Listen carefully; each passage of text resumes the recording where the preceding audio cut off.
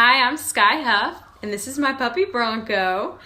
And in our group project, we decided to design a high school English elective class on minorities in literature. So for our project, we mainly focused on designing lesson plans and curriculum on the first unit, which is about Appalachian writers.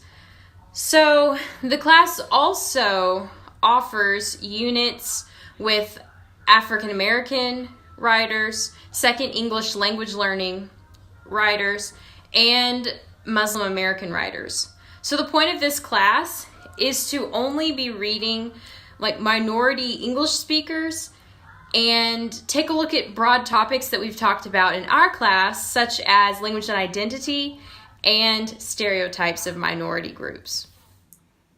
Before getting into the course's focus on Appalachian literature, we first want to introduce the students to linguistics and language in Appalachia.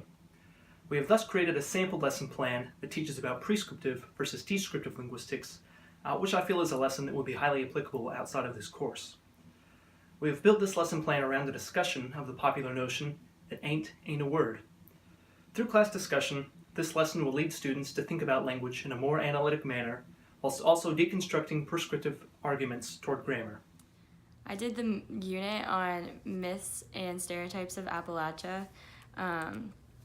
First, I wanted to define what a stereotype and what a myth is, and they're both essentially widely held views that simplify a people group or an image of people. Next, I talked about and explored the idea of why myths and stereotypes exist and where they really originated from, and also would bring up Appalachian speech in the unit and allow the students to listen to a clip of someone speaking in Appalachia, and just discuss the stereotypes that we heard and why we think them. Hi guys, my name's Tony, and I will be teaching a lesson based off of the supplemental text In the Appalachians, They Speak Like Shakespeare. How I would start the class off is pretty much ask the students what the stereotypes of Shakespearean dialect is, and then the stereotypes of Appalachian dialect.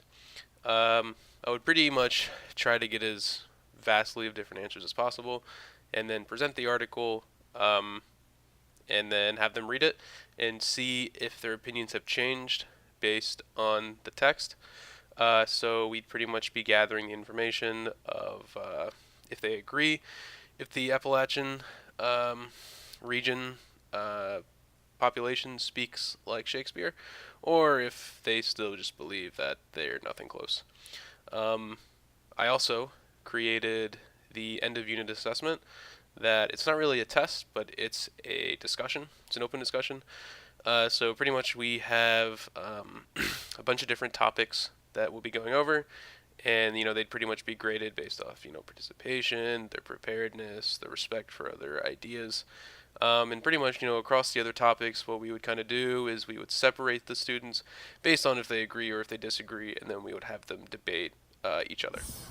So for my section, we watched a video in class. We watched the Mountain Talk documentary. Documentary takes place in Robbinsville, North Carolina, where they interview multiple residents there, talking about how they grew up, their dialect, the different kind of words that they grew up on, the different types of speech based on where they're from in different parts of Appalachia.